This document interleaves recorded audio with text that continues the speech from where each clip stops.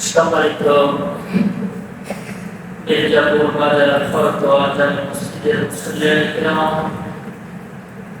আমরা সর্বপ্রথম সে মহান রব্বুল আলামিনের দরবারে শুকরিয়া আদায় করি যে মহান রব্বুল আলামিন আমাদেরকে আজকের এই পবিত্র জুমাবারের দিনে সপ্তাহের শ্রেষ্ঠতম দিনে যে আল্লাহ রাব্বুল আলামিন আমাদেরকে তার ঘর মসজিদের ভিতরে আগে আসবার এবং বসবার তৌফিক দান করলেন। এজন্য সে মহান রব্বুল আলামিনের দরবারে হৃদয়ের সবরকম ভালোবাসা আমি অনুভূতি উজাড় করে দিয়ে জবান দিয়ে উচ্চ আওয়াজে চিৎকার দিয়ে চিল্লায় বলি আলহামদুলিল্লাহ। আরে তোমরা জবান ছেড়ে বলেন আলহামদুলিল্লাহ। দুরূদ সালাম পেশ করে নিচ্ছে আবার সেই বিশ্বনবীর প্রতি, যিনি কিনা সর্বকালের সর্বযুগের সর্বশ্রেষ্ঠ মহামানব বিশ্বনবী জনাবে মুহাম্মদ রাসূলুল্লাহ সাল্লাল্লাহু আলাইহি ওয়াসাল্লাম। আলোচনার শুরুতেই আমি আমার পক্ষ থেকে আপনাদের কাছে জানতে চাই সবাই কেমন আছেন? বলেন তো ভালো রাখার মালিক যিনি কে? আবার অসুস্থতা দিয়ে ভয় ভীতি ক্ষয় ক্ষতি দিয়ে ধৈর্যের পরীক্ষা যিনি নেবেন তিনিও কে? সে আল্লাহ পাক যে বিধায় আমরা এখানে আসতে পেরেছি। সম্মানিত প্রিয় উপস্থিতি, জিলহজ মাসের এটাই শেষ জুমা। জিলহজের 10 তারিখে পবিত্র ঈদুল আযহা, যেটাকে আমরা জানি কুরবানির ঈদ। বছরে দুইটা ঈদ, রমজানে যেটা ঈদুল ফিতর, এটা হচ্ছে আমাদের নবীর উপরে যখন থেকে কোরআন নাযিল হয়েছে, যখন থেকে রমজান শুরু হয়েছে, তখন থেকে ঈদুল ফিতর এসেছে। কিন্তু ঈদুল আযহা একদম পৃথিবীর শুরু থেকে নিয়ে ঈদুল আযহা এসেছে। আমরা তো শুধু জানি যে কোরবানি নবীনা ইব্রাহিম খলিলুল্লাহ থেকে এসেছে, না, এই কোরবানিটা আপনার পৃথিবীর শুরু থেকে নিয়ে এসেছে। হয়তো আমরা এরকম জানি না। নবীনা আদম আলাইহিস সালাতু ওয়াস সালামের সময় থেকে নিয়ে এই কোরবানি এসেছে। তো কোরবানির ইতিহাস এবং জিলহজ মাসের 10 দিনের যে আমলের ব্যাপারে নবী সাল্লাল্লাহু আলাইহি ওয়াসাল্লাম বলেছেন, সে সম্পর্কে জানবো শুনবো বলে ইনশাআল্লাহ। তো কোরবানি সেই সময় কিভাবে এসেছিলেন? নবী আদম আলাইহিস সালাতু ওয়াস সালাম আমাদের আদি পিতা যখন দুনিয়াতে আসলেন আল্লাহ নিষিদ্ধ ফল খাওয়ার পরে, তো ওই সময়টা এত মানুষ ছিল না, ছিল কি অল্প মানুষ ছিলেন, যেটা আদম এবং হাওয়া। তো নবী এত মানুষ তো ছিলেন না, যার কারণে আল্লাহ রাব্বুল আলামিন হযরত আদম আলাইহিস সালাতু ওয়াস সালামের শরীয়ত দিলেন। কি শরীয়ত? যে তোমাকে প্রত্যেকবার 2টা করে সন্তান দেওয়া হবে। প্রথমবার যে 2জন সন্তান আসবে, একজন ছেলে একজন মেয়ে, এর পরের বার আবার তোমাকে যমজ 2টা সন্তান দেওয়া হবে, একটা ছেলে একটা মেয়ে। এখন জনসংখ্যা বাড়াইতে হইলে তো বিবাহের প্রয়োজন আছে, তাছাড়া কে মেয়ে পারবে? এখন আল্লাহ তাআলা অর্ডার করলেন যে প্রথম যে সন্তানগুলো আসবে, এই প্রথম সন্তানের ছেলে পরের স্টেপের যে মেয়ে আসবে তার সঙ্গে বিবাহ বন্ধনে আবদ্ধ হতে হবে, এবং প্রথমবার যে মেয়ে হলো পরের বার যে ছেলে হবে তার সঙ্গে বিবাহ হবে। এটা আদম আলাইহিস সালাতু ওয়াস সালামের শরীয়তে ভাই বোন বিবাহ করা জায়েজ ছিল। কিন্তু একই যমজ সন্তান যখন আসবে এদের জন্য বিবাহ হারাম ছিল। একটার পর আরেকটার সঙ্গে বিবাহ কি ছিল? জায়েজ ছিল। তো সর্বপ্রথম কাবিল দুনিয়াতে আসলেন, এবং কাবিলের মনটা ছিলেন পরমা সুন্দরী, এত সুন্দর যেটা বলার মতো নয়। এর পরের বার আসলেন হলো হাবিল এবং তার বোনটা ছিলেন কুসরি কালো। এখন নিয়ম অনুসারে কাবিল বিবাহ করবে হাবিলের বোনকে আর হাবিল বিবাহ করবে কাবিলের বোনকে, কিন্তু কাবিল তা মানতে রাজি না। কেন? কালো কুসরি হওয়ার কারণে তার এটা পছন্দ না। সে চিন্তা করলো, সে নবী আদম আলাইহিস সালামকে বললেন আমি আমার যমজ বোনকে বিবাহ করবো, বলেন না নাউজুবিল্লাহ। কিন্তু আদম আলাইহিস সালাম তো নয় ছয় করতে পারেন না, তিনি তো হক নবী, তার শরীয়তে যেটা সেটাই তিনি করবেন। বললেন না, এটা হবে না, তোমাকে হাবিলের বোনকে বিবাহ করতে হবে। এক পর্যায়ে কাবিল মানতে রাজি না। যখন কিনা এই কাবিল হাবিলের বোনকে বিবাহ করতে রাজি হলো না, এমন সময় আল্লাহ রাব্বুল আলামিন তার শরীয়তে কুরবানির ব্যবস্থা করে দিলেন। আল্লাহ পয়গম্বর আদম আলাইহিস সালামকে আল্লাহ রাব্বুল আলামিন বললেন আপনার দুই সন্তানকে আদেশ করেন তারা যেন পাহাড়ের উপরে কিছু বস্ত্র রেখে আসে, আসমান থেকে এই চন্দ্র জানোয়ারগুলো যার আলো এসে স্পর্শ করে দেবে তার কুরবানিটা কবুল হবে, তাহলে অন্য কারো কুরবানি কবুল হবে না। আল্লাহ অর্ডার করলেন আদম আলাইহিস সালাম। তো কাবিল তিনি কৃষি কাজ করতেন, শস্য গম ইত্যাদি এগুলো চাষ করতেন। কাবিল কি করলেন, তার ফসল থেকে যেগুলো একদম নিম্নমানের এগুলো তিনি পাহাড়ের চূড়ায় রেখে আসেন। আর হাবিল তার যে জানোয়ারগুলো ছিল উট, দুম্বা, ভেড়া, মহিষ এগুলোর ভিতর থেকে সুস্থ সবল হৃষ্ট একটা পশুকে তিনি পাহাড়ে রেখে আসেন। বলেন না সুবহানাল্লাহ। তাহলে এখান থেকে আমাদের শিক্ষা হলো কোরবানি যদি দিতে হয় তাহলে কি দিতে হবে, হৃষ্ট সুন্দর মোটা তাজা দেখেই কোরবানি করতে হবে, দিতে হবে। তো নিয়ম অনুযায়ী কাবিল তিনিও পাহাড়ে রেখে আসছেন, হাবিল তিনিও পাহাড়ে রেখে আসছেন। গল্প বলছি না, কোরআন বলছি।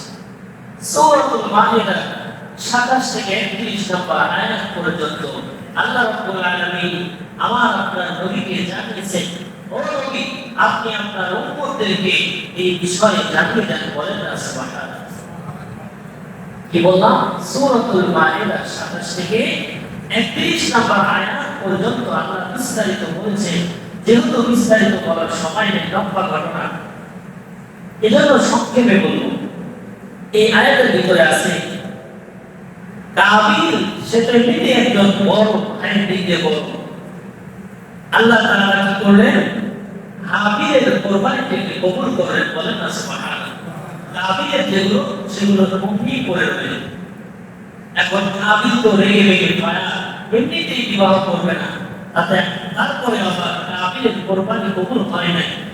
এখন কাবিল রেগে গিয়ে বলতেছে আমি কি তোমরা খুন দেব, তোকে আমি খুন করবো। সেই সময় থেকে মানুষ হত্যার প্রচলন শুরু হয়েছে দুনিয়াতে। এখনো দেখবেন মতের সঙ্গে স্বার্থের একটু অনেক বেশি হলে পারে এই কাবিলের উত্তরসূরিরা তারাও মানুষকে হত্যা করতে নিরাপদ করে না। কথা বলেন ঠিক না? কাবিল যখন হাবিলকে বললেন তোকে আমি খুন করে ফেলবো, হত্যা করে ফেলবো, এমন সময় হাবিল কত সুন্দর করে মার্জিত ভাষায় তার ভাই কাবিলকে উত্তর দিলেন, ক্বালা ইন্নামা ইয়াতাকাব্বালুল্লাহু মিনাল মুত্তাকিন। জোরে বলুন আল্লাহু আকবার। আল্লাহ রাব্বুল আলামিনের কোরআন বলছে সেই সময় হাবিল কাবিলকে বলেছিল, ও ভাই আল্লাহ রাব্বুল আলামিন তো তার কুরবানি কবুল করবে যার ভিতরে মহান রব আল্লাহর ভয় আছে। সুবহানাল্লাহ। যার ভিতরে আল্লাহর ভয় আছে তার কুরবানিটাই কি করবে, আল্লাহ কবুল করবে। আজকের সমাজে যদি এমন নিয়ম থাকতো যে কোরবানি পাহাড়ের উপরে অথবা কোথাও রেখে আসবে, যাত্রা কবুল হবে, আগুন দিয়ে কষ্ট হয়ে যাবে, কত হাসি, কত গাজী, কত নেতা, কত খেতা, কত আলে মোটামুটি দেখা যাইত কয়েকজনের হয় কোরবানি কবুল হয়। কথা বলে ঠিক না? তার কারণ বর্তমান সমাজে যেই পরিমাণ অবৈধ পথে ইনকাম আমরা শুরু করেছি, আমাদের কোরবানির কি হালত হতো এটা আমরা এই জন্য আল্লাহ তাআলা এটাকে কি করেছেন? গোপন করে দিয়েছেন। আমার ভাইয়া, আমার বন্ধুগণ, আমার কলিজার টুকরা মুরব্বি বাবারা, কথাগুলো হৃদয় দিয়ে শুনতে হবে। আল্লাহ রাব্বুল আলামিন আমাদের উপরে, আল্লাহ হাবিব বিশ্বনবী সাহাবায়ে কেরামদেরকে বলেন, ও আমার সাহাবীরা, সুন্নাত আবিকুম ইব্রাহিম, ইব্রাহিম আলাইহিস সালাতু ওয়াস সালামের সুন্নাতটাকে আমার উম্মতের জন্য ওয়াজিব করে দেওয়া হয়েছে। সুবহানাল্লাহ। কুরবানি আমাদের জন্য কি ওয়াজিব, কুরবানি আমাদের জন্য কি ওয়াজিব করে দেওয়া হয়েছে। সেই কথা আল্লাহ কোরআনের মধ্যে বলেছেন, আমাদের জাতির পিতা ইব্রাহিম আলাইহিস সালাতু ওয়াস সালাম, তাকে আল্লাহ রাব্বুল আলামিন এত বেশি পরীক্ষা নিয়েছেন যেটা আমাদের কারো জানার বাকি নাই। এই পৃথিবীতে যার যত বেশি ঈমান হবে, তার তত বেশি আল্লাহর পক্ষ থেকে পরীক্ষা আসবে, বিপদ আপদ আসবে। এই জন্য হিসাব করে দেখবেন, ইতিহাস করে দেখবেন, কোরআন হাদিস থেকে দেখবেন, আদম আলাইহিস সালাতু ওয়াস সালাম থেকে নিয়ে শুরু করে আমাদের নবী মুহাম্মদ পর্যন্ত সকল নবী রাসূলরাই নির্যাতিত। ঠিক কি না? ইব্রাহিম খলিলুল্লাহ, তাকে আল্লাহ পরীক্ষা নিলেন। কি পরীক্ষা? ইব্রাহিম আলাইহিস সালাতু ওয়াস সালামের কোনো সন্তান হয় না। এক নয়, দুই নয়, এক বছর নয়, 2 বছর নয়, 86 বছর বয়সে আল্লাহ রাব্বুল আলামিন তার দোয়া কবুল করেছেন। এতদিন শুধু তিনি দোয়াই করেছিলেন, রব্বি হাবলি মিনাস সালিহিন, হে আমার রব, হে আমার পরওয়ারদিগার, আমাকে এরকম একটা নেককার পুত্র সন্তান দান করেন। আল্লাহ রাব্বুল আলামিন 86 বছর বয়সে আল্লাহ তাআলা তার খলিল ইব্রাহিমকে বললেন, ফাবাশশারনাহু বিগুলামিন হালিম। আল্লাহ রাব্বুল আলামিন ইব্রাহিম আলাইহিস সালাতু ওয়াস সালামকে সুসংবাদ জানিয়ে দিলেন, ও ইব্রাহিম, তোমার দোয়াকে কবুল করা হয়েছে, মঞ্জুর করা হয়েছে। মা হাজার পরে ওই সময় ইসমাঈল আলাইহিস সালাতু ওয়াস সালাম এসেছিলেন। বলেন সুবহানাল্লাহ। কিন্তু আমাদের মধ্যে দেখা যায় না যে বাচ্চা হয় না, তারা পাগল করা হয়ে যায় কোন বাবার কাছে, কত মাদারের কাছে, কত গার কাছে ঠেকায়। অথচ আল্লাহ তাআলা কোরআনে বলছে, আমি কাউকে ছেড়ে দেই, কাউকে মেয়ে দেই, কাউকে আবার ছেড়েও দেই, মেয়েও দেই, কাউকে আবার মন্দাও বানায় রাখি। এজন্য দোয়া করতে হবে যেন রব্বানা রব্বি হাবলি মিনাস সালিহিন, আর ধৈর্যের পরীক্ষা নিতে হবে। বড় মাদারে যাওয়া যাবে না, কোন শিরক করা যাবে না। এটা আল্লাহ তাআলার ফয়সালা।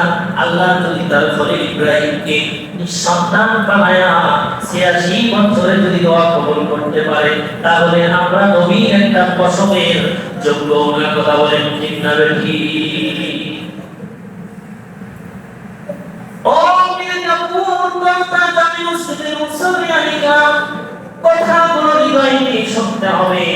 ইব্রাহিম নবী 86 বছর পরে একটা সন্তান পেলেন, তিনি কেমন আনন্দিত। এটা তার সন্তান হয় না, যদি তার সন্তান হয়ে যায় তাকে জিজ্ঞেস করবেন কেমন আনন্দিত তিনি হয়েছিলেন। আল্লাহ খলিল ইব্রাহিম যখন কিনা 86 বছর পরে সন্তানকে কোলে নিয়েছিলেন, নাকটা কেমন হয়েছে দেখতেছিলেন, চোখটা কেমন হয়েছে দেখতেছিলেন, কানটা কেমন হয়েছে দেখতেছিলেন। যখন কিনা হযরত ইব্রাহিম খলিলুল্লাহ ইসমাঈলকে আদর করতেছিলেন, এমন সময় আল্লাহ রাব্বুল আলামিন চিন্তা করলেন, দেখি ইব্রাহিমের পরিবার ভিতরে আমি আল্লাহর প্রেম বেশি নাকি ইসমাঈলের মহব্বত বেশি। আল্লাহ রাব্বুল আলামিন খলিল ইব্রাহিম কে বলেন, ও ইব্রাহিম, তোমাকে বছর বয়সে সন্তান দিয়েছে কে? আল্লাহ খলিল ইব্রাহিম বলে আল্লাহ রাব্বুল আলামিন নাম দিয়েছেন।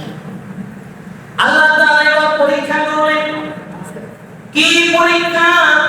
আল্লাহ রাব্বুল আলামিন তার খলিল ইব্রাহিমকে বলেন, ও ইব্রাহিম যাও, তোমাকে অর্ডার করলাম মা হাজেরা এবং ইসমাঈলকে তুমি জনমানব শূন্য এই মরুভূমির মধ্যে রেখে আসো।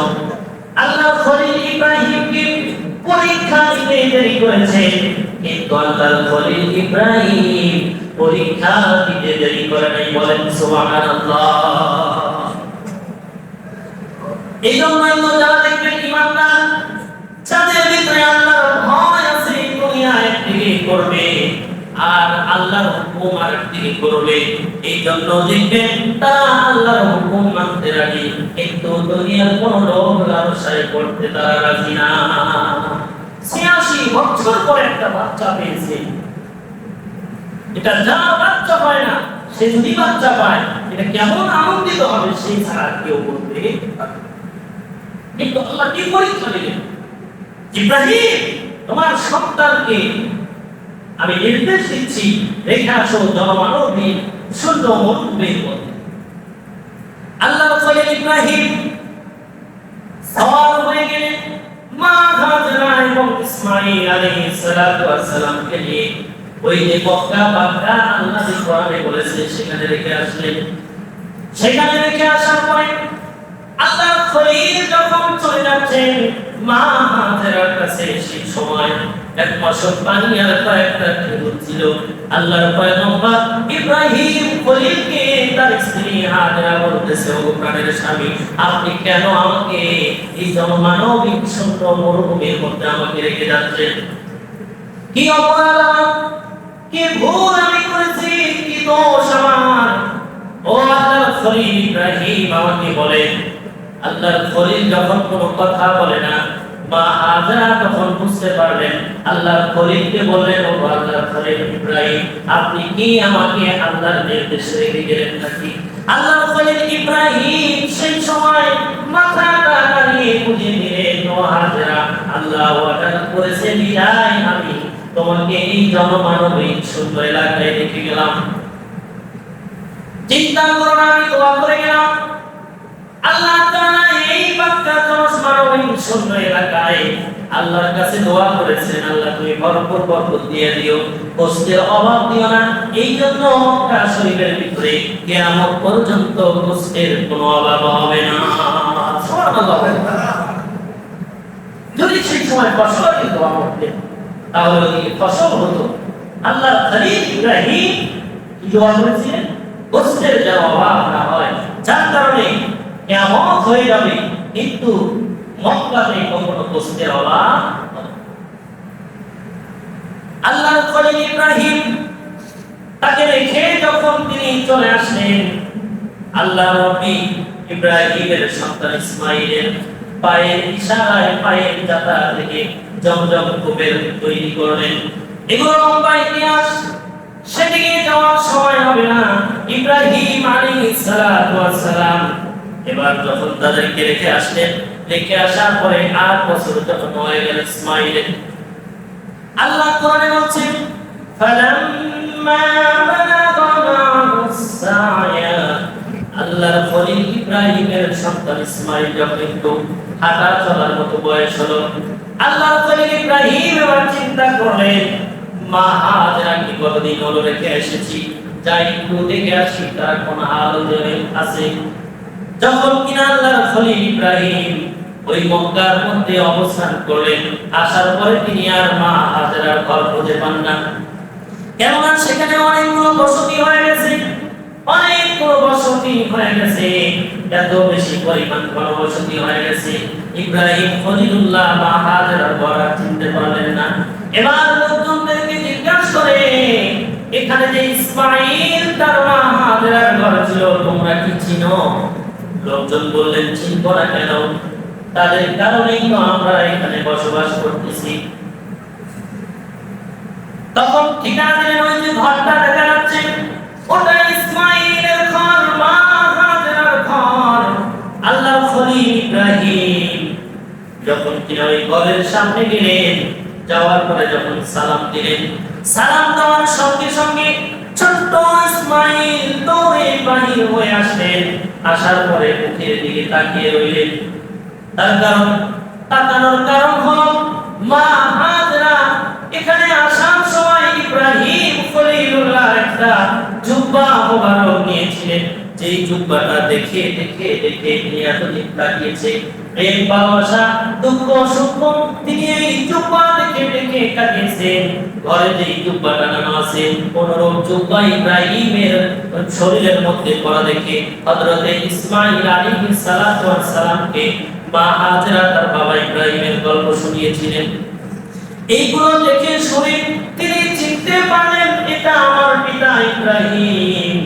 ইব্রাহিম আলাইহিস সালাতু ওয়াস সালামের কাছে গেলেন। যাওয়ার পরে ইব্রাহিম আলাইহিস সালাতু ওয়াস সালাম তাকে কোলে নিলেন। কোলে নিয়ে আদর করতেছেন। আদর করতে করতে এক পর্যায়ে তিনি যখন রাতের বেলা সন্তানকে কাছে নিয়ে ঘুমিয়ে গেলেন, রাতের বেলা আল্লাহ রাব্বুল আলামিন এবার স্বপ্নে ইব্রাহিমকে দেখায়, ও ইব্রাহিম তুমি আল্লাহর রাস্তায় তোমার প্রিয় বস্তুকে কুরবানি করে ফেলো। যেই দিন ইব্রাহিম আলাইহিস সালাতু ওয়াস সালাম এসেছিলেন, সেই দিন ছিলেন 8ই জিলহজ। বলেন কত জিলহজ? 8ই জিলহজ এসেছিলেন। প্রথম দিন স্বপ্ন দেখলেন আল্লাহর খলিল ইব্রাহিম 100 উট কুরবানি করলেন। বলেন না সুবহানাল্লাহ।